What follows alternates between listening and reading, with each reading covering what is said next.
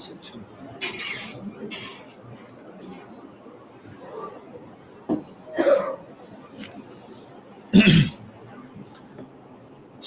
عليكم ورحمة الله وبركاته. الحمد لله والصلاة والسلام على رسول الله وعلى آله وأصحابه وموالاه.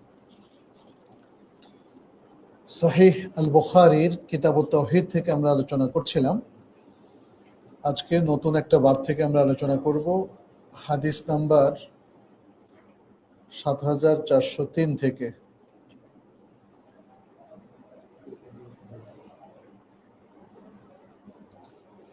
বাবু কাউলিল্লাহি তাআলা ওয়া ইউহাদ্দিরুকুমুল্লাহু নাফসাহু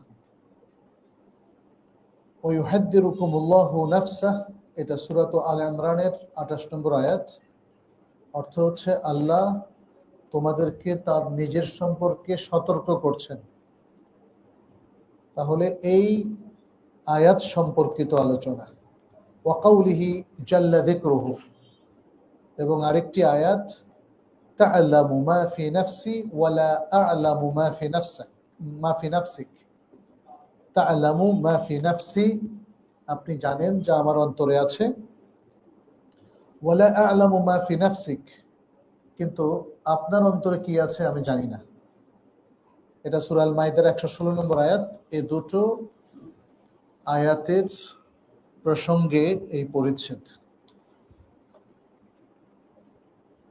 ইমাম বুখারী বলছেন, হাদ্দাসানা উমর ইবনে হাফস ইবনে গিয়াথ হাদ্দাসানা আবি হাদ্দাসানা আল-আ'মাশ আন শাকীক আন আব্দুল্লাহ عن النبي صلى الله عليه وسلم قال ما من أحد أغير من الله من أجل ذلك حرم الفواحش وما أحد أحب إليه المدح من الله. সাহাবী আব্দুল্লাহ রাদিয়াল্লাহু তাআলা আনহু থেকে হাদিসটা বর্ণিত। নবী সাল্লাল্লাহু আলাইহি ওয়াসাল্লাম বলছেন যে আল্লাহর চাইতে অধিক গায়রাত সম্পন্ন আর কেউ নেই। গায়রাত কাকে বলে এটা নিয়ে আমরা আসছি, হাদিসের তরজমাটা শেষ করি।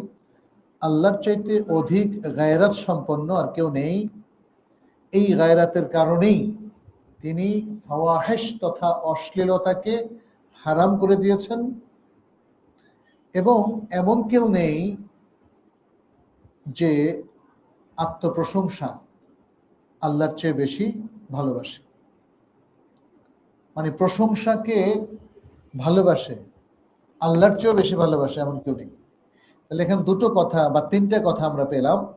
একটা হলো আল্লাহর চাইতে অধিক গায়রাত সম্পন্ন আর কেউ নেই, অর্থাৎ আল্লাহর গায়রাত সবচেয়ে বেশি। গায়রাত বলা হয় আসলে আত্মমর্যাদা বোধকে। এটা এক ধরনের ঈর্ষা, বাট এটা প্রশংসনীয়। কিরকম? যেমন আপনার সতর খুলে গেলে আপনার লজ্জা লাগে, এটা গায়রাত। আপনার স্ত্রীর দিকে কেউ তাকিয়ে আছেন, এটা আপনার ভালো লাগে না, এটা গায়রাত। আপনার কন্যাকে আপনি বেপর্দা চলতে দিতে চান না, এটা গায়রাত। আর গায়রাত না থাকলে আপনার বেপর্দা চলুক, ছেলেদের সাথে আড্ডা দেখ, তাতে কিছু যায় আসে না, বুঝছেন না? এটাকে বলে গায়রাত। এই যে একটা নিজের স্ত্রী, নিজের মা, বোন, কন্যা, এদের প্রতি যে একটা মর্যাদা বোধ, ইভেন নিজের ব্যক্তিত্বের যে মর্যাদা বোধ, এটাকে গায়রাত বলা হয়। আর এই জন্যই আল্লাহ সুবহানাহু ওয়া তাআলা এখানে যে দ্বিতীয় কথাটা বলা হলো, এই জন্য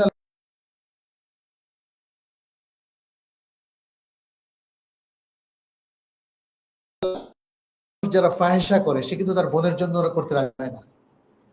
জানা আছে, যেখানে এক যুবক এসে নবী সাল্লাল্লাহু আলাইহি ওয়াসাল্লামকে বলল, ইয়া রাসূলুল্লাহ, আমাকে জিনা করার অনুমতি দেন। নবী সাল্লাল্লাহু আলাইহি ওয়াসাল্লাম তার প্রতি কোনো না রেগে তিনি তাকে বললেন, তুমি বসো। তাকে জিজ্ঞেস করলেন, তোমার মায়ের জন্য এটা পছন্দ করো? বলে যে না। সে বরং একটু গায়রাতের সাথে বলছে। দেখেন, যে অন্যের সাথে জিনা করতে চায় তারও কিন্তু গায়রাত আছে। তোমার মায়ের সাথে না, তোমার বোনের সাথে না, তোমার কন্যার সাথে না, তোমার খালার সাথে, ফুল মানে সবগুলো কঠোর ভাবে না। এটা হলো গায়রাত। বুঝতে পারছেন কেন? এটা হলো গায়রাত।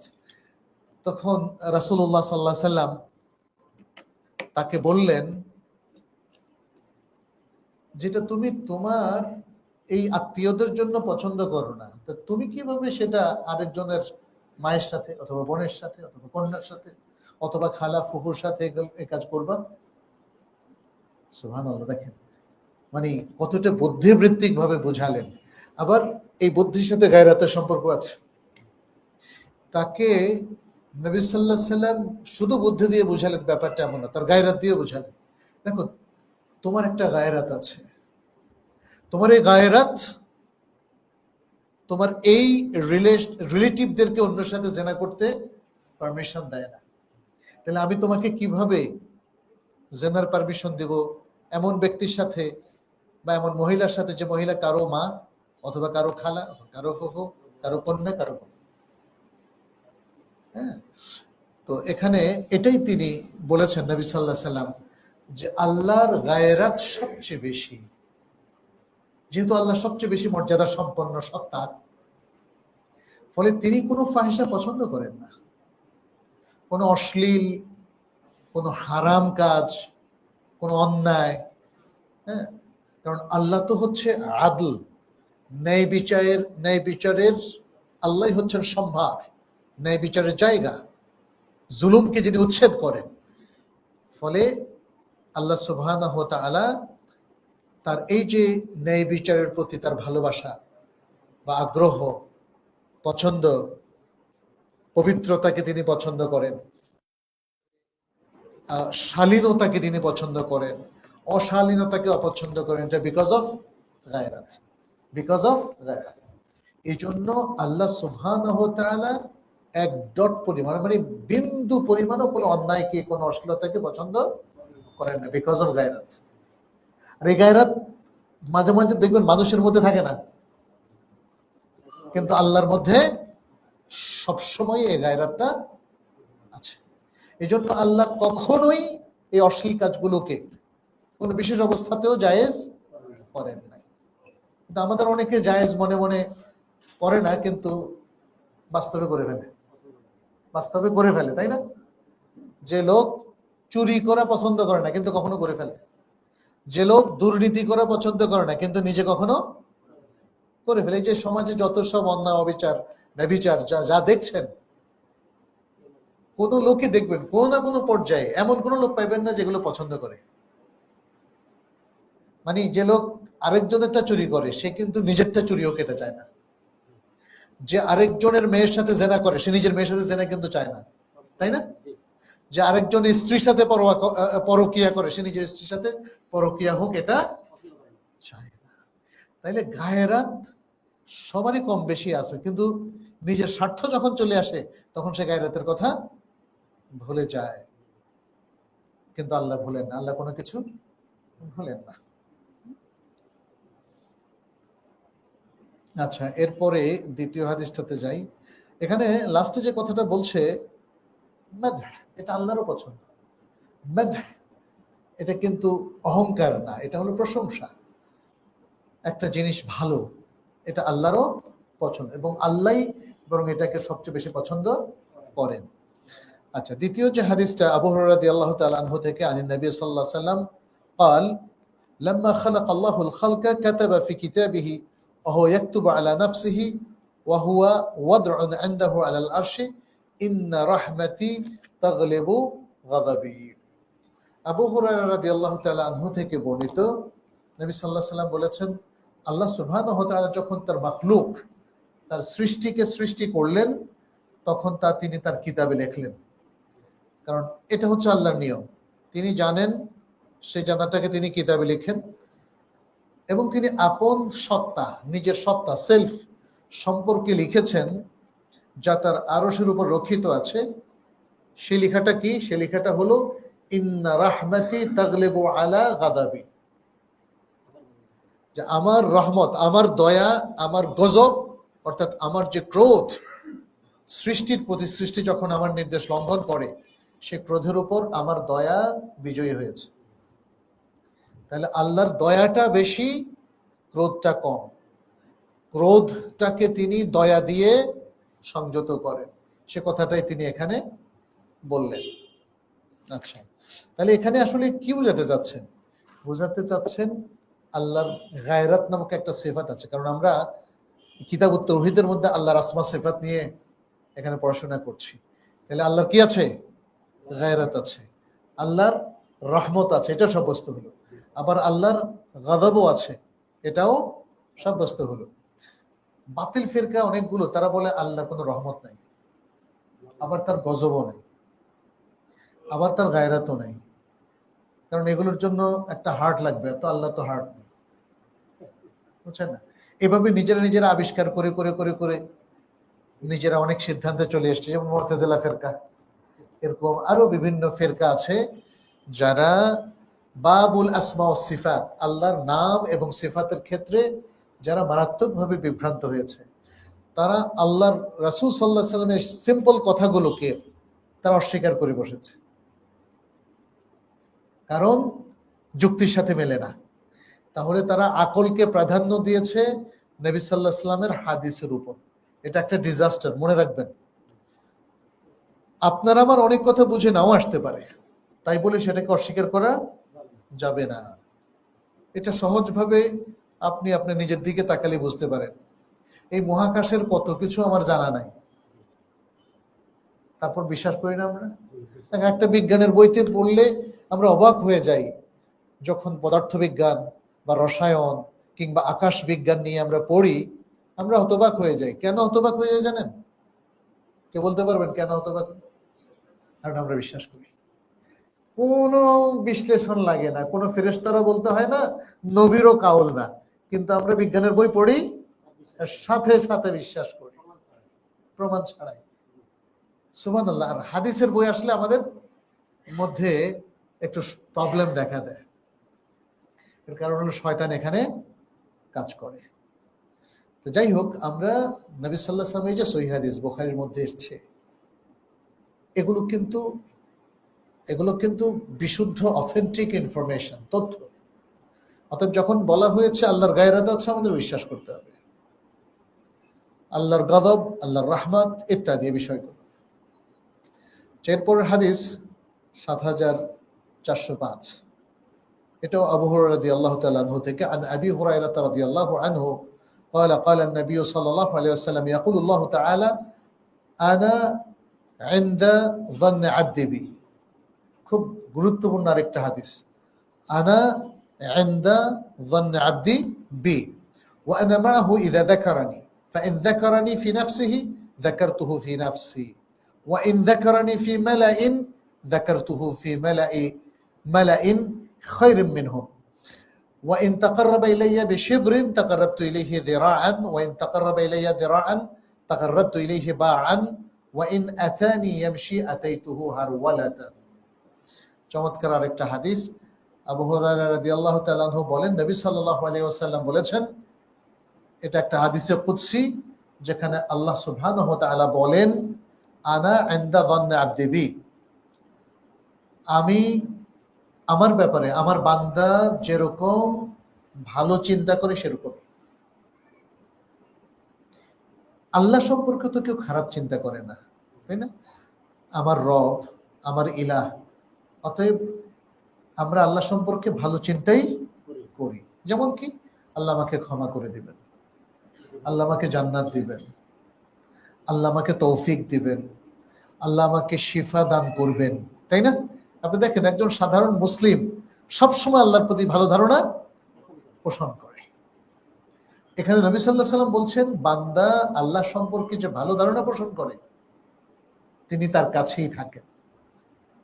অর্থাৎ আল্লাহ তার সেই ভালো ধারণার একটা সুন্দর প্রতিদান দেন, এবং সে যখন আল্লাহর কাছে বলে আল্লাহ আমাকে তৌফিক দিবেন, এটা তো তার আশা, আল্লাহ সে আশা পূরণ করে।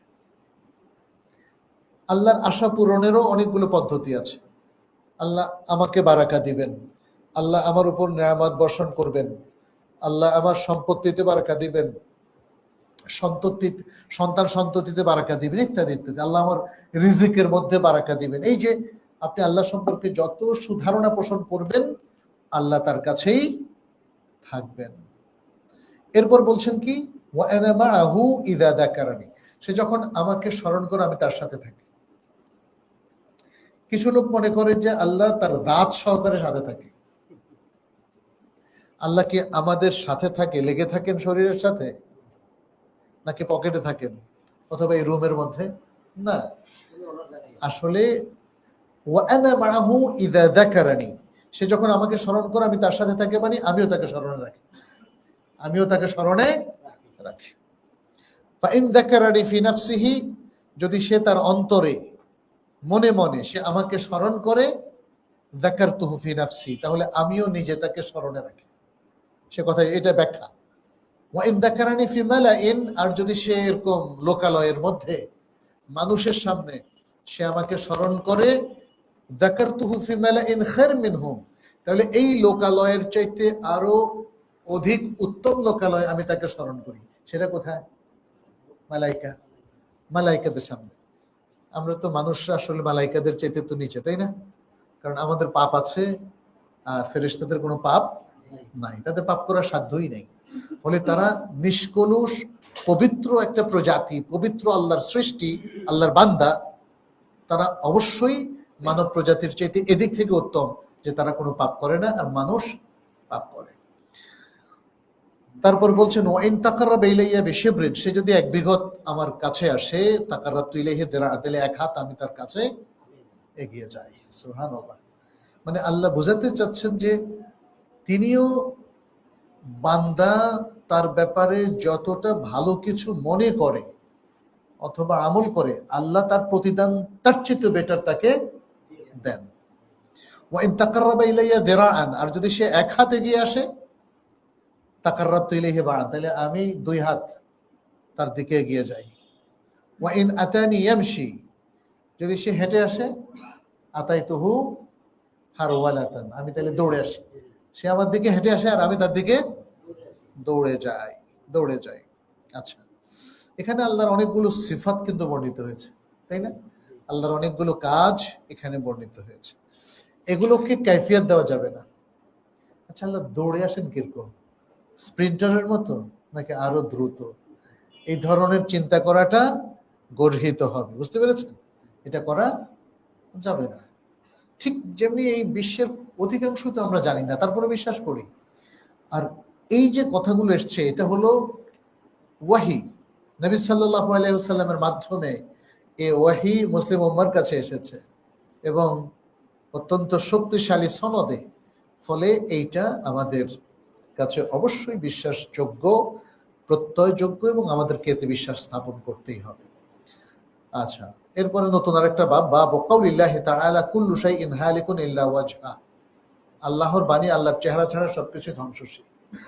আল্লাহর চেহারা ছাড়া আর সবকিছু ধ্বংসশীল। এই আয়াতটা হলো সূরাতুল কাসাস 88 নম্বর আয়াত। আল্লাহ বলছেন কুল্লু শাইইন হালিক, সবকিছু হালাক হয়ে যাবে, ধ্বংস হয়ে যাবে, ইল্লা ওয়াজহা, শুধু আল্লাহর চেহারা ছাড়া, শুধু আল্লাহর চেহারা ছাড়া। আচ্ছা, তাহলে এতে এই আয়াত দ্বারা সাব্যস্ত হলো কি আল্লাহর একটা চেহারা আছে। কারণ যদি আল্লাহর, এটাকে বলা হয় সিফাতে যাতিয়া, আল্লাহ সত্তাগত সিফাত, এটা যদি সাব্যস্ত না হতো তাহলে এটাকে উল্লেখ করা হতো না, তাই না? এটাকে উল্লেখ করা হতো না।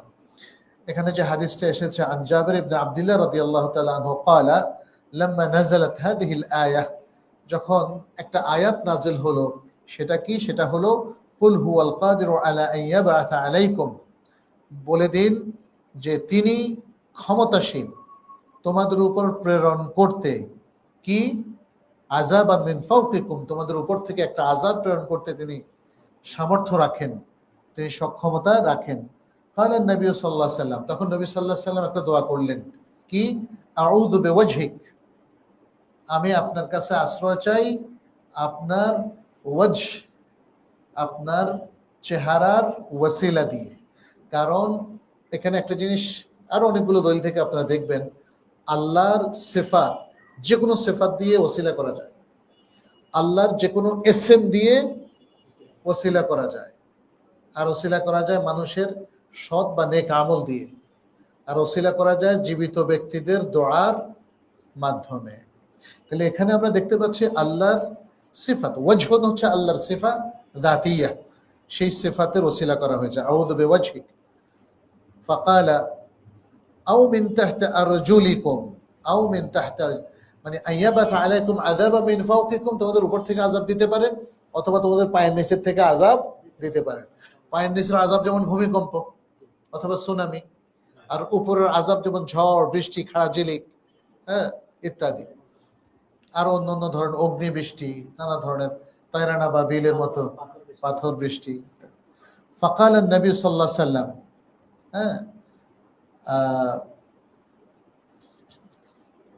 আচ্ছা, নবী সাল্লাল্লাহু আলাইহি সাল্লাম বললেন আউযুম বিওয়াজহিক, আউযুম অথবা আউযু বিওয়াজহিক। হ্যাঁ, তাহলে দুই অবস্থায় তিনি বললেন, উপর থেকে নিচের থেকে, তোমাদের উপর থেকে অথবা নিচের, দুই অবস্থায় তিনি বললেন আউযু বিওয়াজহিক। আচ্ছা, এরপরে কি আও ইয়ালবিসাকুম শিয়ান, আল্লাহ সুবহানাহু ওয়া তাআলা বললেন আও ইয়ালবিসাকুম শিয়ান, অথবা তোমাদেরকে এই বিভিন্ন দলে দলে বিভক্তি করার জিনিসটা তোমাদের উপর আপতিত করবেন, তোমরা এক থাকতে পারবে না। ফাকাল নবী সাল্লাল্লাহু আলাইহি ওয়াসাল্লাম হাদা আইসার, হ্যাঁ, নবী সাল্লাল্লাহু আলাইহি ওয়াসাল্লাম বললেন এটা একটু সহজ। উপরের থেকে আযাব আসলে কারো কোনো অস্তিত্ব থাকবে? আর নিচের থেকে ভূমিকম্প আসলে তো সবাই তো আবার মাটির ভিতরে ঢুকে যাবেন, তাই না? আমরা তো সুনামি দেখেছি, এখন ইউটিউবে দেখা যায়, আসল সুনামি গুলোই দেখা যায়। যখন আল্লাহ সুবহানাহু ওয়া তাআলা বললেন আও ইয়ালবিসাকুম শিয়া, কিংবা তোমাদেরকে বিভিন্ন দলে দলে বিভক্ত করে দিবেন, তখন নবী সাল্লাল্লাহু আলাইহি ওয়াসাল্লাম বললেন হাদা আইসার, এটা আমাদের জন্য সহজ। যদিও বিভক্তিটা, তাই না, আমাদের অনেক যন্ত্রণা দেয়। মুসলিম উম্মাহ সারাক্ষণ এক দল আরেক দলের বিরুদ্ধে লেগেই থাকে, কিন্তু তারপরেও ওই বড় ধ্বংসের তুলনায় এটা নবী সাল্লাল্লাহু আলাইহি ওয়াসাল্লাম কি বললেন? হাদা আইসার। তাহলে এখানেও আল্লাহ সুবহানাহু ওয়া তাআলার অনেকগুলো সিফাত এসেছে। আল কাদের, এটা একটা সিফাত। তারপরে কুল্লু শাইইন হালিকুন ইল্লা ওয়াজহা, এই যে ওয়াজহা, এটা একটা সিফাত। তারপর আল্লাহ তাআলার সিফাতে ফেলিয়াও আছে এখানে অনেকগুলো। আইয়াবাআথা আলাইকুম, তোমাদের উপর প্রেরণ করবেন আযাব, এই যে এটা হলো আল্লাহর সিফাতে ফি'লিয়া, ফি'লিয়া, আল্লাহ যত কাজ করেন এটাও তার একটা সিফাত। আও ইয়ালবিসাকুম শিয়াআন, এটাও আল্লাহর আরেকটা সিফাতে ফি'লিয়া। বাবু কাউলিল্লাহি তাআলা, আল্লাহ তাআলার বাণী, এটা আরেকটা বাব। ওয়ালিতুসনা আলা আইনি, ওয়ালিতুসনা আলা আইনি তুগাদ্দি, ওয়া কাউলিহি জাল্লা যিকরুহু তাজরি বিআয়ুনিনা, তাজরি বিআয়ুনিনা।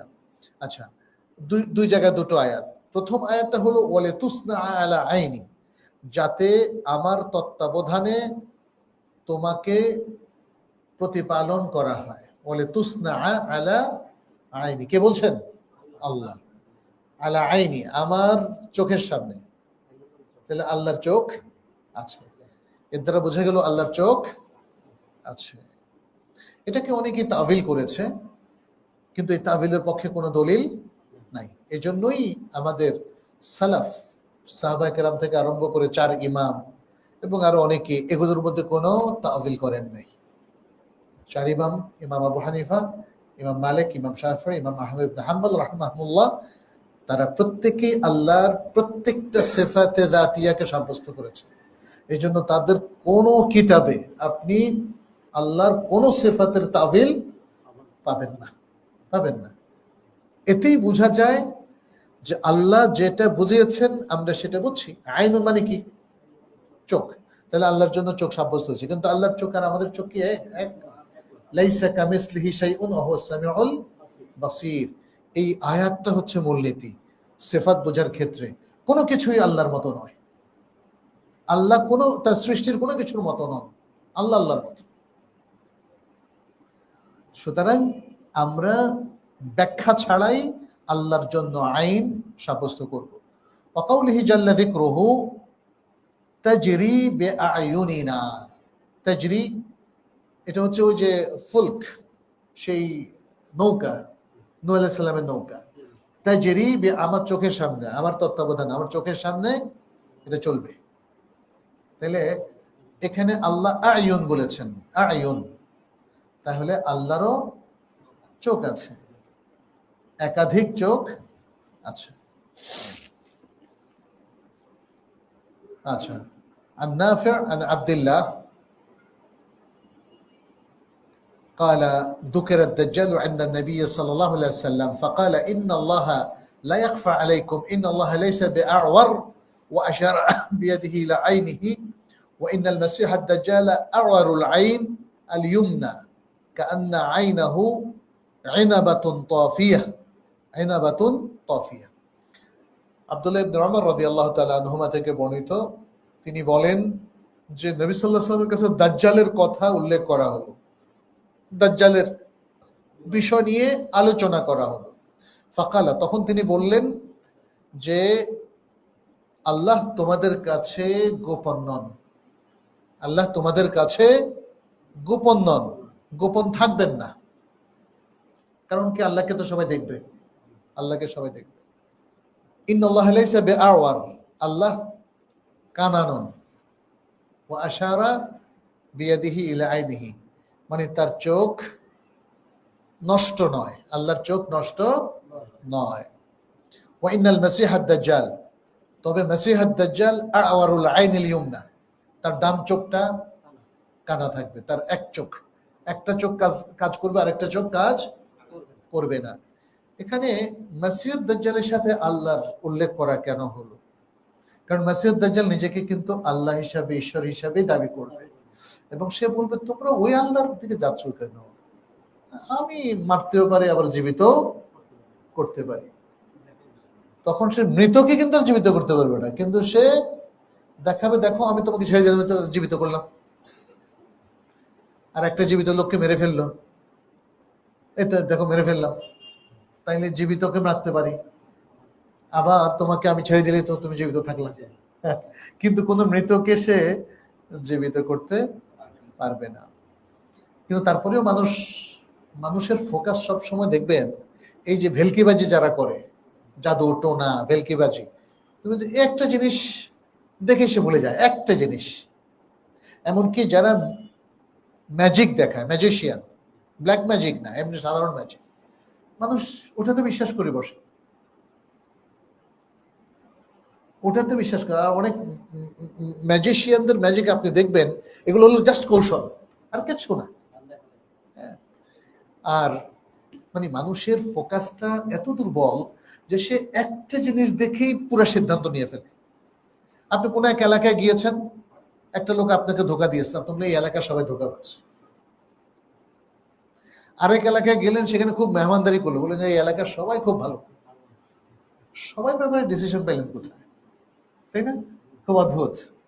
ঠিক তেমনি এখানেও তাই, মাসিহাদ দাজ্জাল দ্বারা লক্ষ লক্ষ জনতা তারা প্রতারিত হবে, বিভ্রান্ত হবে তার দুই একটা ভেলকিবাজি দিয়ে। কিন্তু যদি তাকে খুব গভীরভাবে আপনি পর্যবেক্ষণ করেন, ধরে ফেলতে পারবেন এই হলো মাসিহাদ দাজ্জাল। আর নবী সাল্লাল্লাহু আলাইহি ওয়াসাল্লাম এতভাবে মাসিহাদ দাজ্জালের কথা বলেছেন যে মোমেন, যে প্রকৃত মোমেন, যার কাছে এলেম আছে, সে কিন্তু মাসিহাদ দাজ্জালকে চিনবে।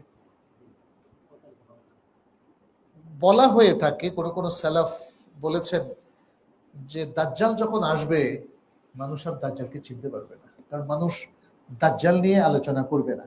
আপনি দেখেন না, আমাদের মসজিদে গত এক বছরে দাজ্জালের উপর কয়টা খুতবা হয়েছে, তাই না? বিভিন্ন মসজিদে যায় দেখেন। তার মানে হচ্ছে মানুষ একটা সময় দাজ্জালের কথা একদম ভুলে যাবে, আর তখন দাজ্জাল আসবে, মানুষ দাজ্জালকে আর চিনতে পারবে না। ভেলকিবাজি দেখে মনে করবে যে আরে ওই যে ঠিক বনী ইসরাইলের লোকেরা যখন এজেল বা গো বাছুর, হ্যাঁ, তাকে পূজা করা শুরু করেছিল, কি কারণে? সামান্য একটু কি কি একটা জিনিস যেন দেখালো, অস্বাভাবিক একটা জিনিস দেখাইছে মাত্র, ওই একটা জিনিস তারা পরে বাল দেবতা হয়ে গেছে তাদের। সেখান থেকে তো আপনি দেখছেন যে কোন কোন দিকে গড়াইলো, অ্যাপস্টাইন ফাইলসের দিকে চলে গেছে। হ্যাঁ, ইন্না লিল্লাহি ওয়া ইন্না ইলাইহি রাজিউন। পৌত্তলিকতা থেকে কোথা থেকে কি যায় মানুষের মধ্যে, আল্লাহু আকবার। পৃথিবীতে উন্নত রাষ্ট্রগুলোতে একদল মানুষ এখনো শয়তানের পূজা করে। পৃথিবীর বৃহৎ শক্তিগুলোর মধ্যে শয়তানের প্রাবল্য এখানেই। হ্যাঁ, আর মুসলিমরা তাদের সবচেয়ে বড় শক্তি হচ্ছে ইমানের। আর ইমানের শক্তিটা হচ্ছে কোন জায়গায় বলেন তো? এলেমে। ইমানের শক্তিটা এলেমে। প্রিয় ভাইয়ের, এটা মনে রাখতে হবে, ইমানের এত বিশাল শক্তি এলেমে। এলেম মিস হবে, ইমানও মিস হয়ে যাবে। আপনি আল্লাহর আসমা সিফাতের এলেম যদি না রাখেন, আপনার ইমান কি থাকবে বলেন? আপনার ইমান দেখবেন জাহেলদের ইমানের মতো হয়ে যাবে। শুধু আল্লাহ একজন আছেন এই বিশ্বাস করলে তো হবে না। জাহেলদের মতো এই যে একজন মৃত ব্যক্তি আমার উপকার করতে পারে এই বিশ্বাস করলে তো হবে না। জাহেলদের মতো মাজারের মধ্যে যে গোলাপ শাহ মাজারে পয়সা মারতেছে, এরকম করলে কি হবে? ইমান থাকলে বলে? আমাদের ইমানের শক্তিটা কোথায়? এলেম। আর এলেমটা কার কাছ থেকে? আল্লাহর কাছ থেকে। এই যোগসূত্রটা একটু বুঝতে হবে, এই যোগসূত্রটা বুঝতে হবে। অতএব যদি আপনি এলেম থেকে ডিটাচড হয়ে যান, তাহলে একটা সময় আসবে আপনি ইমান থেকে ডিটাচড হয়ে যাবেন। আপনি নামে মাত্র মুসলিম হবেন, বাট আপনার ইমান সত্যিকার অর্থে এক্সিস্ট করবে না। আজকে দেখেন পৃথিবীর বহু মুসলিমের এই দশা হয়েছে কি নাই বলেন? আজকে অনেক মুসলিম তারা পাশ্চাত্য সভ্যতাকে লালন করে, পাশ্চাত্যের মতবাদকে লালন করে, পাশ্চাত্যের সেকুলারিজমকে ধারণ করে। এইভাবে আরো অনেক কিছু আপনি দেখবেন। সে ভাবতেই পারে না যে সে ইসলামের সাথে সাংঘর্ষিক সিচুয়েশনে আছে। সে অনেক মানুষ, মানে যদি আপনি বলেন আপনার ইমানে তো অনেক সমস্যা, সে কিন্তু বিশ্বাস করবে না, বলছেন না আমার ইমান তো ঠিক আছে, আমি বেশি জানি না, আপনি বেশি জানেন, তাই না? কিন্তু এই দশা হলো কেন? এই দশা হলো এলেমের অভাবে, এলেমের যোগসূত্র না থাকার কারণে। আপনি আপনার ইমানটাকে এলেম নির্ভর করেন নাই। ইমানের মূল জায়গাটা হলো তৌহিদ। তৌহিদের মধ্যে তাওহীদুল উলুহিয়া, রুবুবিয়্যাহ, আসমা সিফাত, দেখেন কয়জন জানে এগুলো বলেন তো? আপনি তাওহীদুল উলুহিয়ার যে বৈশিষ্ট্য আছে সেটাকে কি ভেঙে ফেললেন নাকি ঠিক রাখলেন? আপনার জীবনের সমস্ত কৃতকর্ম দ্বারা সেটা যাচাই করা যায়, করা যায় না? 1 মিনিটে বের করে ফেলা যায় যে আপনি তাওহীদুল উলুহিয়া সংরক্ষণ করেছেন কি করেন নাই। তাওহীদুর রুবুবিয়্যাহ হলো আমাদের আকীদার জায়গাটা, উলুহিয়াতেও আকীদার জায়গা আছে, আবার প্র্যাকটিসের জায়গা আছে। রুবুবিয়ত সম্পর্কিত যত তথ্য, এই তথ্যগুলো কি আপনি ঠিকমতো অর্জন করেছেন? এই তথ্যটাই তো এলেম। এই জায়গায় যদি আপনার মনে হয় আল্লাহ আপনাকে বারাকা দেন আর মৃত ব্যক্তিও আপনাকে বারাকা দেয়, এটা তো রুবুবিয়তের সমস্যা। কিন্তু বারাকা দানকারী সত্তা কে? কিন্তু আপনি ভাবছেন যে আল্লাহ দেয় আরেকজনও দেয়। শিরক হলো কিনা? কিসের বিভ্রাট? এলেমের বিভ্রাট, এলেমের ক্ষেত্রে বিভ্রাট। হ্যাঁ, এই জন্যে মানে আমাদেরকে মনে রাখতে হবে, এখানে আল্লাহ সুবহানাহু ওয়া তাআলা দেখেন মসিহুদ দাজ্জালকে অনেক ইমানের দাবিদার মানুষও হয়তো মেনে নেবে তার ওই ভেলকিবাজি দেখে। আল্লাহ তাআলা এই জন্য বলেছেন যে তোমার রব, মানে ক্লিয়ার করে দিলেন তোমার রবের উনি কানানান, ওনার তাহলে 2 চক্ষু আছে, আর দাজ্জালের 2টো চক্ষু থাকবে না, একটা চক্ষু নষ্ট। আচ্ছা, এরপরের হাদিস عن قتادة قال سمعت أنسا رضي الله عنه عن النبي صلى الله عليه وسلم قال ما بعث الله من نبي إلا أنذر قومه الأعور الكذاب إنه أعور وإن ربكم ليس بأعور مكتوب بين عينيه كافر। আচ্ছা, আগের হাদিসের একটু অংশ বাকি ছিল। কান্না আইনাহু ইনাবাতুন তাফিয়া, মানে তার চোখটা আঙ্গুরের মতো ভাসমান। আমাদের চোখ ঘোরানোর মতো ভাব থাকবে তার মধ্যে, হ্যাঁ, ভয়ঙ্কর এক চোখ। আচ্ছা, এখানে দ্বিতীয় হাদিসটা কাতাদা বলছেন আমি আনাস ইবনে মালিক রাদিয়াল্লাহু তাআলা আনহুকে বলতে শুনেছি, নবী সাল্লাল্লাহু আলাইহি ওয়াসাল্লাম একটা হাদিস তিনি বর্ণনা করেছেন। নবী সাল্লাল্লাহু আলাইহি ওয়াসাল্লাম বলেছেন যে আল্লাহ যত নবীকেই পাঠিয়েছেন তার কওমকে তিনি সতর্ক করেছেন মিথ্যাবাদী কানা সম্পর্কে, মানে দাজ্জাল সম্পর্কে, মিথ্যাবাদী কানা সম্পর্কে। আর নিশ্চয়ই তোমাদের রব তিনি কানা নন। আর ওই মিথ্যাবাদী কানা যে তার কপালে লেখা থাকবে, তার দুই চোখের মাঝখানে লেখা থাকবে কাফের, তার দুই চোখের মাঝখানে লেখা থাকবে কাফের। দেখেন এখনই তো আমি যেটা দেখছি, তথাকথিত সেকুলার মুসলিমদের বিশাল এক দল, তারা এখনই কুফুরির অস্তিত্ব স্বীকার করে না। তারা বলে আপনি বললেই হলো,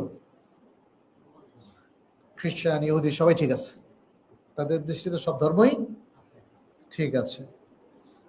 বাট ইসলামের যে ডিসকাশন গুলো তাদের মিসিং, ওইটা জানারও প্রয়োজন বোধ করে না। একজন ব্যক্তি যখন ইসলামের অথেন্টিসিটিতে অবিশ্বাস করে তখন কি সে মুসলিম থাকতে পারে?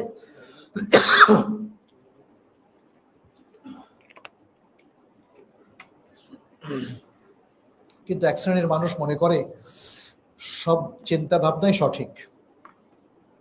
তাহলে দাজ্জালকে দেখে, দাজ্জালের দুই চোখের মাঝখানে কাফের দেখেও অনেক মানুষ তাকে চিহ্নিত করতে ব্যর্থ হয়।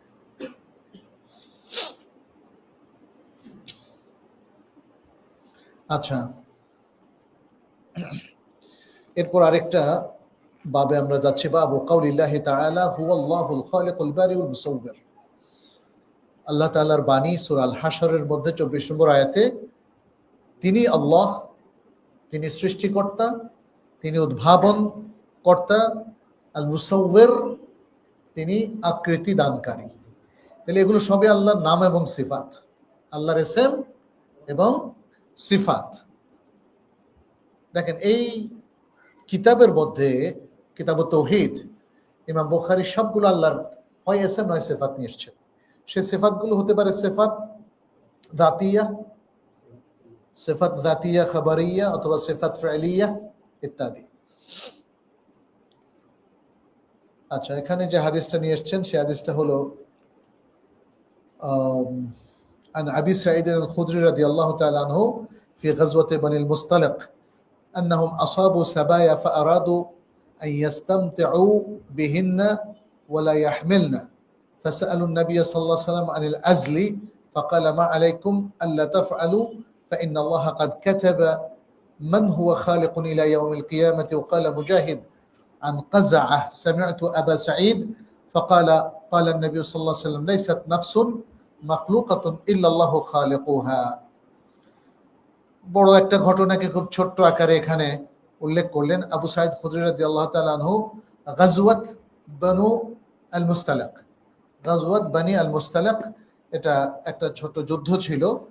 সেই যুদ্ধে মুসলমানরা বিজয়ী হয়ে বেশ কিছু বন্দিনী তারা মালিক হলেন। তো আগের যে ইতিহাস, এটা আপনারা জানেন, সেই যুগে সারা পৃথিবী এরকমই ছিল, যুদ্ধে যারা বন্দিনী হবে তারা দাসীতে পরিণত হবে। আর দাসী মানে যে মনিব এই দাসীর মালিক হবে, তাহলে স্ত্রীর পাশাপাশি তারাও এক ধরনের স্ত্রীর মতো থাকবেন, বিবাহর আদ্য ছাড়াই। তো সেটা ছিল সেই যুগ। তো এই সকল বন্দিনীকে তারা নিজেদের কাছে রাখতে চাইলেন এবং চাচ্ছিলেন যে তাদের সাথে থাকবে ভাগবাটোয়ারার পরে, এবং তারা যেন গর্ভবতী না হয়। অর্থাৎ তারা আজল করতে চাইলেন। আজল তো বুঝছেন, যেটাকে আমাদের দেশে জন্ম নিয়ন্ত্রণ বলে।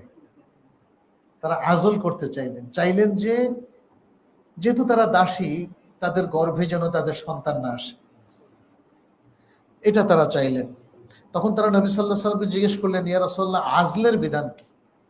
ফাসাআলু আন নবী সাল্লাল্লাহু আলাইহি ওয়াসাল্লাম আনিল আজল, আজলের বিধান সম্পর্কে জিজ্ঞেস করলেন। ফাকালা মা আলাইকুম আল্লা তাফআলু, মা আলাইকুম আল্লা তাফআলু। এর অর্থ হচ্ছে আজল করে তোমাদের লাভ নাই।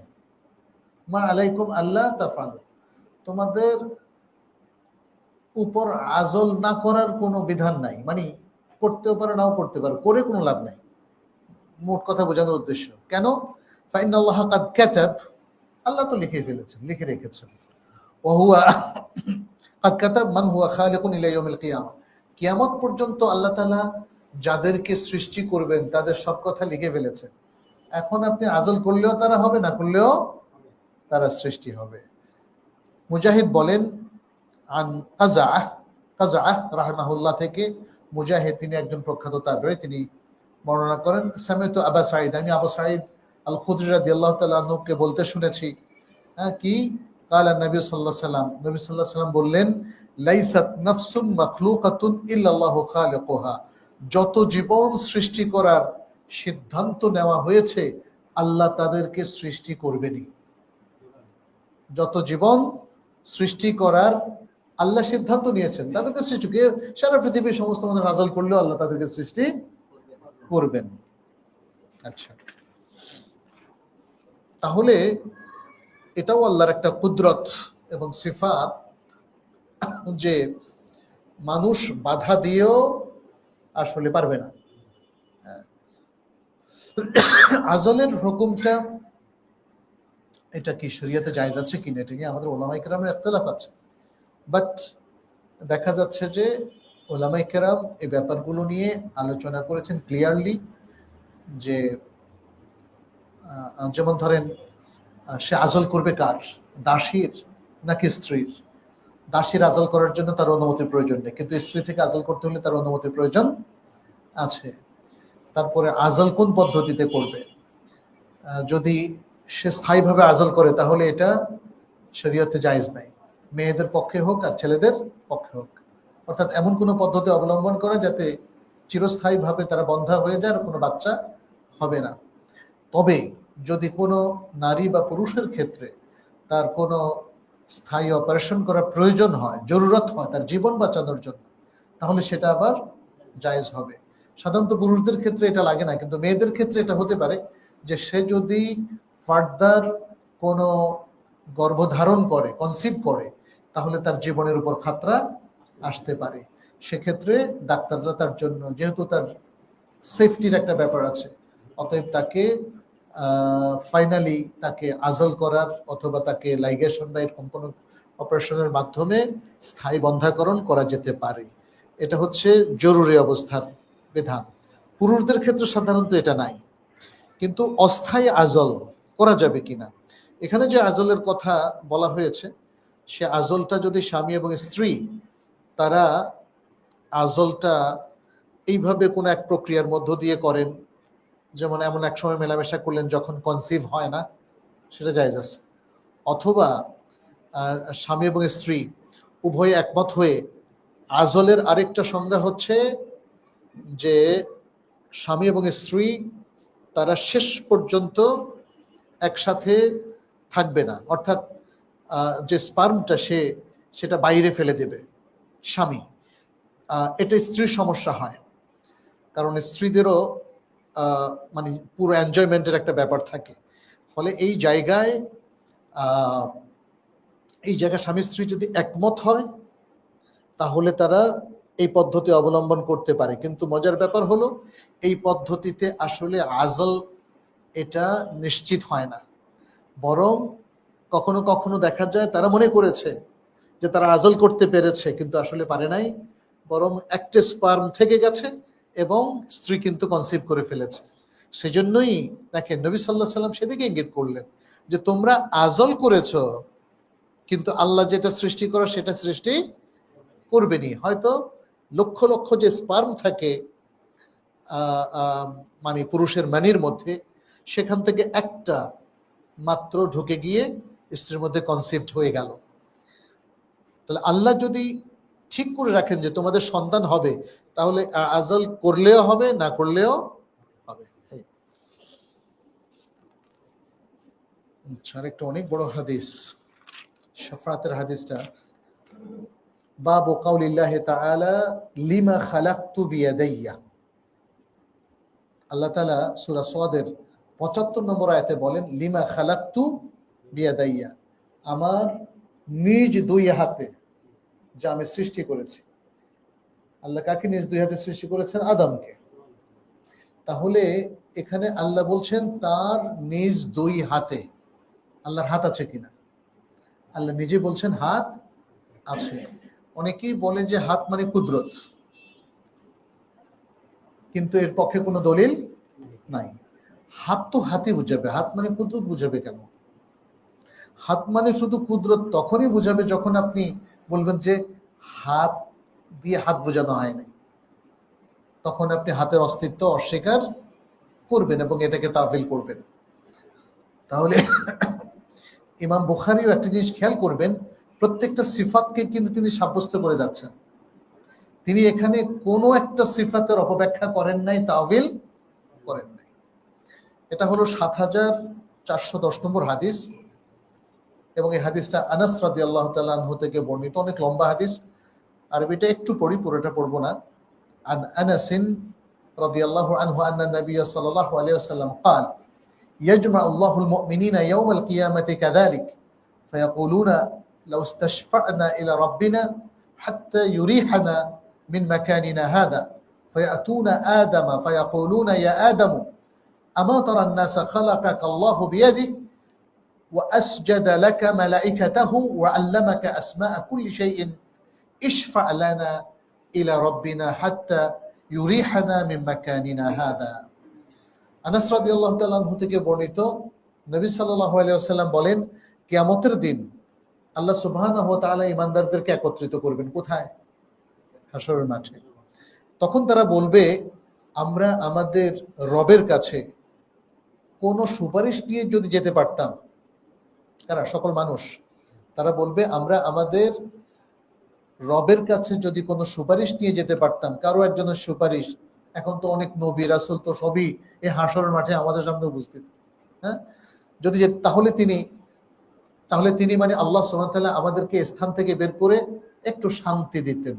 আরো কোনো বেটার জায়গা আছে কিনা? হাশরের মাঠ তো খুব কঠিন জায়গা, তাই না? হাশরের মাঠে সবাই কিন্তু ভালো থাকবে না। কেউ হাউজে কাউসারের পানি পান করতে পারবে, কেউ পান করতে পারবে না। যারা পান করতে পারবে না তাদের অসম্ভব তৃষ্ণা, লং টাইম ধরে তৃষ্ণা। সূর্য তাদের খুব কাছাকাছি থাকবে। কেউ আরশের নিচে ছায়া পাবে, কেউ আরশের নিচে ছায়া পাবে না। যারা আরশের নিচে ছায়া পাবে না তাদের অবস্থা খুব কাহিল। তাহলে বুঝতেই পারছেন হাশরের মাঠে অধিকাংশ মানুষের অবস্থাই হবে খুবই খারাপ। তারা এই জায়গা থেকে পরিত্রাণ চাইবে, এই জন্য তারা তারা একা মানে পরস্পর বলা বলি করবে, যদি আমাদের রবের কাছে কোনো সুপারিশ নিয়ে যেতে পারতাম তাহলে তিনি হয়তো আমাদেরকে এই কঠিন অবস্থা থেকে শান্তি দিতেন। আচ্ছা, এরপর তারা প্রথমে কার কাছে যাবে? আদম আলাইহিস সালামের কাছে যাবে। তারা আদম আলাইহিস সালামের কাছে গিয়ে বলবে, হে আদম, আপনি কি মানুষের অবস্থা দেখছেন না? আপনি কি মানুষের অবস্থা দেখছেন? অথচ আল্লাহ তাআলা আপনাকে নিজ হাতে সৃষ্টি করছেন। কি বললেন? আমা তারান নাস, আপনি কি মানুষের অবস্থা দেখছেন না? খালাকাকাল্লাহু বিয়াদিহি, আল্লাহ আপনাকে সৃষ্টি করেছেন তার নিজ হাতে। আচ্ছা, ওয়া আসজাদা লাকা মালাইকাতাহু, এবং তার সকল ফেরেশতাকে আপনার জন্য তিনি সেজদা করিয়েছেন। ফেরেশতাদেরকে দিয়ে আপনার উদ্দেশ্যে সেজদা করিয়েছেন। ওয়া আল্লামাকা আসমাআ কুল্লি শাই, এবং প্রত্যেক জিনিসের নাম আপনাকে শিখিয়েছেন। ইশফা লানা ইলা রাব্বিনা, আপনি আমাদের রবের কাছে আমাদের জন্য একটু শাফাত করেন, একটু লবিং করেন। হাত্তা ইউরিহানা মিন মাকানিনা, যেন তিনি আমাদের এই জায়গা থেকে আমাদেরকে সরিয়ে একটু শান্তি দেন, একটু প্রশান্তির ব্যবস্থা করে দেন। আদম আলাইহিস সালাম তখন কি বলবেন? তিনি বলবেন, আমি এই কাজের জন্য উপযুক্ত নই। লাস্তু হুনাকা, তিনি বলবেন কি? লাস্তু হুনাকা, আমি এই কাজের জন্য উপযুক্ত নই। আচ্ছা, আদম আলাইহিস সালাম এই কাজের জন্য কেন উপযুক্ত নন সেটাও তিনি তুলে ধরবেন। তিনি বলবেন কি? বলবেন যে মানে আমার একটা ভুল হয়েছে।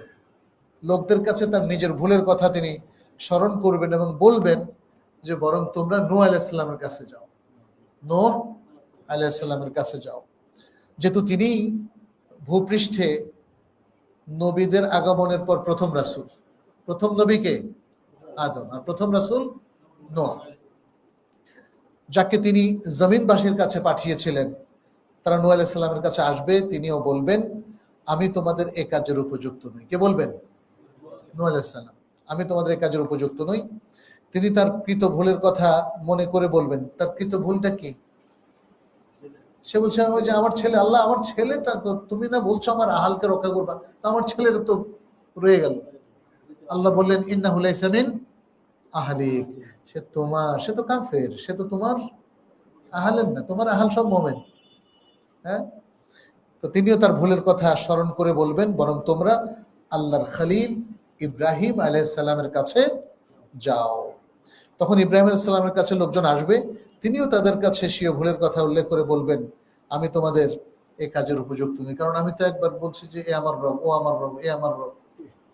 হ্যাঁ, অতএব আমিও নিখুঁত নই, এ কাজের উপযুক্ত নই, বরং তোমরা মুসা আলাইহিস সালামের কাছে যাও।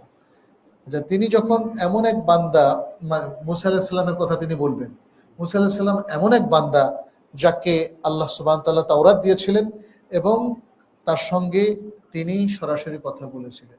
মানে ইব্রাহিম আলাইহিস সালামই বলবেন দেখো মুসার অবস্থা আমার থেকে ভালো, আল্লাহর সাথে তার সরাসরি কথা হয়েছে, আমার সাথে তার সরাসরি কথা হয়। তাই না? তারা তখন মুসা আলাইহিস সালামের কাছে আসবেন এবং তারপর মুসা আলাইহিস সালাম এর কাছে এসে তারা একই অনুরোধ করবেন। মুসা আলাইহিস সালামও বলবেন আমি তোমাদের এই কাজের যোগ্য নই, উপযুক্ত নই। তাদের কাছে তিনি নিজের ভুলের কথা বলবেন। তিনি তো একটা কিপ্তিকে মেরে ফেলছিলেন আর চটকানি দিয়া। ইয়া সালাম, দেখেন। আচ্ছা, তোমরা ঈসা আলাইহিস সালামের কাছে যাও, যিনি আল্লাহর বান্দা, আল্লাহর রাসূল, তার কালিমা এবং রূহ।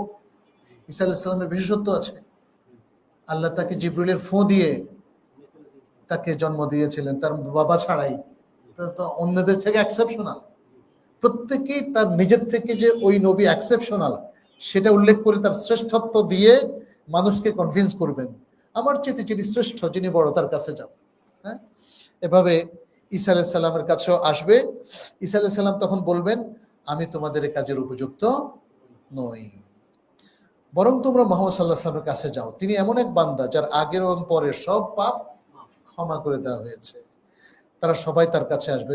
আসলেই তো মুহাম্মদ সাল্লাল্লাহু আলাইহি ওয়াসাল্লাম তো শ্রেষ্ঠ, শেষ নবী, তার কিন্তু আর কোনো ভুল নাই।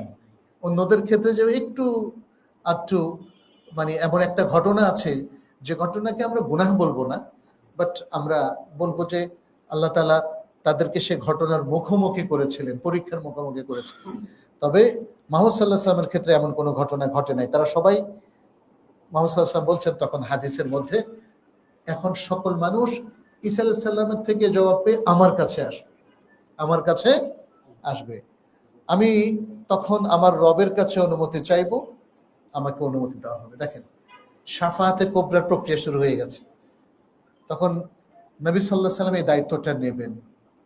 তিনি রবের কাছে অনুমতি চাইবেন কিসের বলেন তো? শাফাআত করার, শাফাআত করার। তারপরে তিনি শাফাআত করার জন্য সিজদায় পড়ে যাবেন। আমি আমার রবকে যখন দেখতে পাবো তখনই আমি তার সামনে সিজদায় পড়ে যাব। দেখেন, রবকে তাহলে দেখার একটা ব্যাপারও আছে। নবী সাল্লাল্লাহু আলাইহি সাল্লাম রবকে দেখবেন, তার সামনে সিজদায় পড়ে যাবেন। আল্লাহর মর্জি অনুযায়ী, মানে আল্লাহ যতক্ষণ চাইবেন সে অনুযায়ী আমাকে ততক্ষণ তিনি রাখবেন।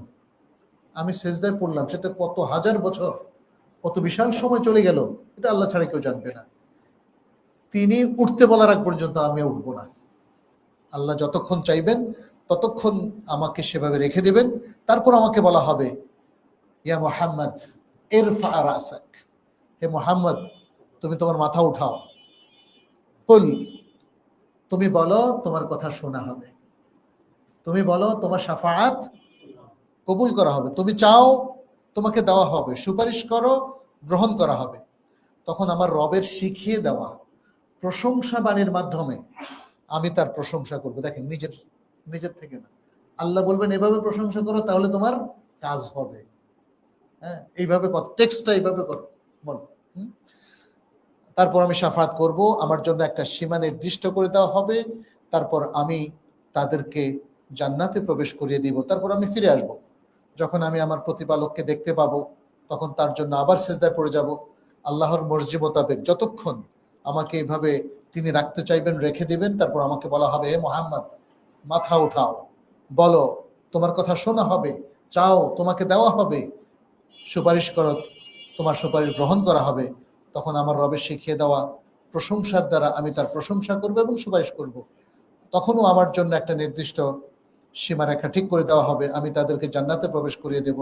তারপর আমি আবার ফিরে আসব, এবারও আমি আমার প্রতিপালককে দেখা মাত্র সিজদায় পড়ে যাব।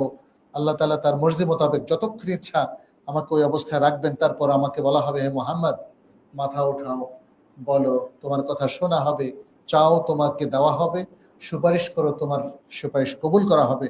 তখন আমার রবের শেখানো প্রশংসার দ্বারা প্রশংসা করে সাফাত করব, 3বার হবে, বুঝতে পারছো, তৃতীয়বার। তখনও আমার জন্য একটা নির্দিষ্ট সীমা ঠিক করা থাকবে, আমি তাদেরকে জান্নাতে প্রবেশ করিয়ে দেব। তারপর আমি তার কাছে ফিরে গিয়ে বলবো, হে আমার রব, এখন একমাত্র তারাই বাকি আছে যারা জাহান্নামে যাবে। জাহান্নামের লোকজন বাকি আছে, যাদেরকে কোরআন আটকে দিয়েছে, আটক করে দিয়েছে, এবং যাদের উপর স্থায়ীভাবে জাহান্নাম অবধারিত হয়ে গেছে। কোরআন বলছে আর কোন নিয়মে এদেরকে পার করার কোনো সুযোগ নাই, কারণ এরা স্থায়ী কুফরির উপর মৃত্যুবরণ করেছে, পূর্ণ কুফরির উপর মৃত্যুবরণ করেছে। এরা যদি একটু একটু ঈমান নিয়েও যেতে পারতো তাহলে একটা কথা ছিল।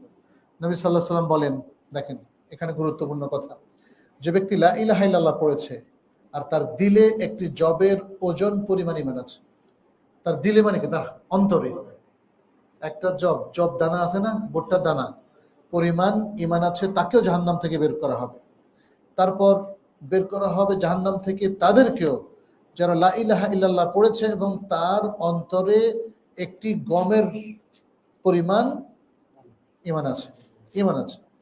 জাহান্নাম থেকে সর্বশেষ ওই ব্যক্তিকে বের করা হবে যে লা ইলাহা ইল্লাল্লাহ পড়েছে এবং তার অন্তরে অণু অ্যাটম পরিমাণ ঈমানও পাওয়া গিয়েছে। এটার দ্বারা বোঝা যায় যে লোকেরা এই আকীদা পোষণ করে যে কবিরা গুনাহগার ব্যক্তিরা জাহান্নামে গেলে আর বের হতে পারবে না, তারা ভ্রষ্ট। এটার দ্বারা বোঝা গেল ওই ব্যক্তিরা ভ্রষ্টতার উপর, দালালাতের উপর আছে, যারা বিশ্বাস করে যে এক ব্যক্তি জাহান্নামে গেলে আর বের হতে পারবে না। এই হাদিসে স্পষ্ট করে দিয়েছে, এটা বুখারীর হাদিস কিতাবুত তাওহীদের মধ্যে, যে 3 ধরনের ব্যক্তির কথা বলা হলো শেষ দিকে যারা জাহান্নাম থেকে বের হবে। একটা ভুট্টা দানা পরিমাণ, আর একটা গমের দানা পরিমাণ, আর একটা অ্যাটম বা অণু পরিমাণ ঈমানও যদি তার মধ্যে থাকে, তবুও আল্লাহ সুবহানাহু ওয়া তাআলা দেখেন কত দয়াবান। কিন্তু যেই বেচারাদের দিলের মধ্যে কোনো ঈমানই নাই, আল্লাহ তো এখনই বলে দিলেন, এখন আপনি পৃথিবীতে প্রচার করে দেন, প্রশ্ন আউট করে দেন সবাই, যে আমাদের অমুসলিম ভাইয়েরা শোনো, তোমাদের অন্তরে যদি ঈমান না থাকে তোমরা কিন্তু চির জাহান্নামী হবে, জানাই দাও। এটা তো কোরআনেও জানাই দেওয়া হয়েছে, তাই না? এটা এই হাদিসটাও তো সবার হাতে হাতে আছে না? এই আমেরিকাতেও এই ভার্সনটা আছে, ইউরোপের প্রত্যেকটা দেশে আছে, এমনকি আফ্রিকাতেও আছে। অতএব এই যুগে কোনো মানুষ যদি বলে আমি এটা জানতে পারতাম, জানি নাই, তার নিজেকে ছাড়া আর কাউকে মালামাত করার আর অধিকার নাই। নিজেকে মালামাত করতে হবে, নিজেকে তিরস্কার করতে হবে। তাহলে এমন ভাবে জীবনযাপন করুন যেন অন্তরটা কখনো ঈমান শূন্য না হয়, আর ঈমান যে যতটুকুই থাকে সেটা যেন ইনটেক পুরা ঈমান হয়। পরিমাণে কম থাকতে পারে, কিন্তু যেমন ধরেন এখানে যে পানিটুকু আছে, ধরলাম এর বদলে এখানে দুধ, এতটুকু তো দুধ হতে পারে, তাই না? এতটুকু হতে পারে, এতটুকু পুরো দুধ হতে পারে। যতটুকুই থাকুক এই দুধটা নির্ভেজাল হতে হবে, বুঝতে পারছেন তো? খাঁটি হতে হবে, যেন নষ্ট দুধ না হয়। মানে আমি ইমানটাকে এভাবে একটু উদাহরণ দিয়ে বোঝালাম। অনেকেই হয়তো বলবেন ইমাম আবার অল্প, এর মধ্যে আবার নির্ভেজাল কেমনে হবে? ইমান ভেজাল্লা দেখেই তো কম, ছোট্ট, এ কথাও তো কেউ বলতে পারে না। নো, একটা ডট পরিমাণ জিনিসও নির্ভেজাল হতে পারে। ইমান যতটুকুই আপনার থাকবে সেটা শিরক মিশ্রিত হতে পারবে না, এটা হচ্ছে নির্ভেজাল ইমান। সেটা কুফরি মিশ্রিত হতে পারবে না, সেটা নাস্তিকতা মিশ্রিত হতে পারবে না। সেকুলার বিশ্বাসের মধ্যে অনেক নাস্তিকতা, অনেক কুফরি, অনেক শিরক আছে, মনে রাখবেন। ফলে যারা নিজেদেরকে ধর্মনিরপেক্ষ মনে করে ইমানদার, তাদেরকে অনেক অধ্যয়ন করতে হবে, পড়তে হবে, বুঝতে হবে, এবং পিওর ইমান কি এটা তাদেরকে এক্সপ্লোর করতে হবে। আদারওয়াইজ তাদের মাসির, তাদের গন্তব্য ভয়াবহ হবে। মনে রাখবেন, আপনি যত আত্মতৃপ্তি ভোগ করেন না কেন, সেটা তো আপনার ব্যাপার, তাই না? অ্যাপোস্টাইন বা অ্যাপোস্টিন ফাইলে দেখা যায় তারাও খুব আত্মতৃপ্তি বোধ করেছে, বাট পৃথিবীর মানুষ এটা শোনার পরে শিউরে উঠেছে না। এটা কি গ্রহণযোগ্য হতে পারে বলেন? অবশ্যই না, অবশ্যই না। মানুষ দেখবেন নাচ গান, এই যে ডিজে পার্টি, মদ, তারপর আরো কত রকম কি কি পার্টি, এগুলো আমরা জানিও না, আলহামদুলিল্লাহ যে জানি না, তাই না? একসাথে নানা রকম যে তারা যৌন পার্টি করতেছে, নানা রকম নাচ গান সহ, এটাকে তারা এনজয় করে। কিন্তু এই কারণে তাদের পাপ ক্ষমা হয়ে যাবে এমনটা নয়। তারা জানতো না, বুঝতো না যে এগুলো হারাম, এটা গ্রহণযোগ্য নয়। আর মনে রাখবেন, পাপ করতে করতে মানুষ কিন্তু ঈমান শূন্য হয়ে যায়। অর্থাৎ কেউ যদি মনে করে আচ্ছা আমি এক বিন্দু আমি রেখে দেব, এই যুক্তি আসলে খাটবে না। আপনি এক বিন্দু রাখতে সমর্থ হবেন না। প্রচন্ড জোয়ার যখন আসবে, আপনার কোনো বিন্দুই থাকবে না, তাই না? জোয়ারের পানি আসে, দেখেন না, বড় বড় বিল্ডিং পর্যন্ত চলে যায়। এখন সুনামির যুগ, এখন সুনামির যুগ। কিসের সুনামি? পাপের সুনামি, অন্যায়ের সুনামি, জুলুমের সুনামি, অশ্লীলতার সুনামি। এই সুনামিতে আপনাকে পরিপূর্ণ প্রস্তুতি নিয়ে সুনামিকে মোকাবেলা করতে হবে। আদারওয়াইজ আপনি যদি পাপের জগতে ডুবে যান আর এই সুনামির ধাক্কা খান, আপনার ঈমান এক দাররা পরিমাণও টিকে থাকবে না। ফলে রাসূল সাল্লাল্লাহু আলাইহি সাল্লাম যে এই যে বিশাল তিনবার সুপারিশ করবেন, সেই সুপারিশের মধ্যে সে হতভাগাগুলো পড়ার কোনো সম্ভাবনা নেই যারা ঈমান নিয়ে এ পৃথিবী থেকে যেতে পারেনি। ঈমান নিয়ে পৃথিবী থেকে যেতে হলে প্রিয় ভাইয়েরা, বোনেরা, আমাদেরকে অবশ্যই আমাদের প্র্যাকটিসটা করতে হবে। আর যে কথাটা বলেছি, ঈমানটা হবে ইলম নির্ভর, ঈমানটা হবে ইলম নির্ভর, ইলমটা হবে ওহী নির্ভর। ওইটা আসবে কার কাছ থেকে? আল্লাহর কাছ থেকে। এই সংযোগটা আপনাকে রক্ষা করতেই হবে, অন্যথায় আপনার জাগতিক জ্ঞান দিয়ে আপনি আল্লাহকে, আল্লাহর রাসূলকে আবিষ্কার করতে পারবেন না, আপনি সৎ পথে থাকতে পারবেন না। এই দুনিয়া আপনাকে প্রতারিত করবেই, কারণ দুনিয়ার সর্দার হচ্ছে ইবলিস। ইবলিস আপনাকে প্রতারিত করবেই। আর আপনি যদি আখিরাতের যিনি সর্দার, বা নবীদের যিনি সর্দার, বনি আদমের যিনি সর্দার, সৈয়দ ওয়ালাদ আদম, কে তিনি? নবী সাল্লাল্লাহু আলাইহি সাল্লাম। তাকে অনুসরণ করার মধ্য দিয়ে মানবতার মুক্তি, মানবতার সাফল্য, দুনিয়া আখিরাতের সাফল্য। আসুন আমরা সেভাবেই আমাদের জীবনটাকে গড়ে তুলি, এবং আমরা যেন দুনিয়ার প্রতারণায় না পড়ি। আমরা যেন আল্লাহকে ভালো করে চেনে নেই, আল্লাহর সমস্ত আসমা এবং সিফাতকে আমাদের সালাফ যেভাবে সাব্যস্ত করেছেন, যেভাবে প্রত্যয় এবং ঈমান পোষণ করেছেন, আমরাও যেন সেভাবেই প্রত্যয় এবং ঈমান পোষণ করি। নিজেদের থেকে অথবা মানব রচিত কোনো ধরনের তাওয়িল বা অপব্যাখ্যায় আমরা না যাই। খামাখা আমরা এত বুদ্ধিমান না যে আল্লাহর সিফাতগুলো নিয়ে মন গড়া কথা বলতে পারবো। অতএব সেটা স্টপ রেখে শুধুই সালাফ যেভাবে বলেছেন সেভাবেই আমরা ব্যাখ্যাগুলোকে গ্রহণ করি। আল্লাহ আমাদেরকে তৌফিক দান করুন, আমাদেরকে জ্ঞানের আলোকে উদ্ভাসিত করুন, আমাদের ঈমানকে ইলমের উপর ভিত্তি করে পরিপূর্ণ ঈমান হিসাবে ধারণ করার তৌফিক দান করুন। এতটুকু বলে শেষ করছি। হাদা সাল্লাল্লাহু ওয়াসাল্লাম আলা নবিয়িনা মুহাম্মদ ওয়া আলা আলিহি ওয়া আসহাবিহি আজমাইন। আসসালামু আলাইকুম ওয়া রাহমাতুল্লাহ। কোনো প্রশ্ন থাকলে দু একটা প্রশ্ন দেন।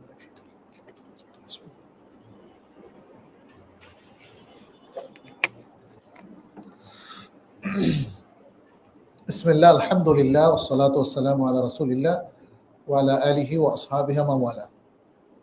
এক ভাই তার বাবার কাছ থেকে টাকা নিয়ে ব্যবসা করতে চান, এখন তার জন্য কি এটা জরুরি যে তিনি তার বাবার কাছ থেকে এই টাকা সম্পূর্ণ হালাল কিনা সে প্রশ্ন করবেন? হ্যাঁ, করবেনই তো। হারাম টাকা নিয়ে কেন প্রশ্ন আপনি ব্যবসা করবেন?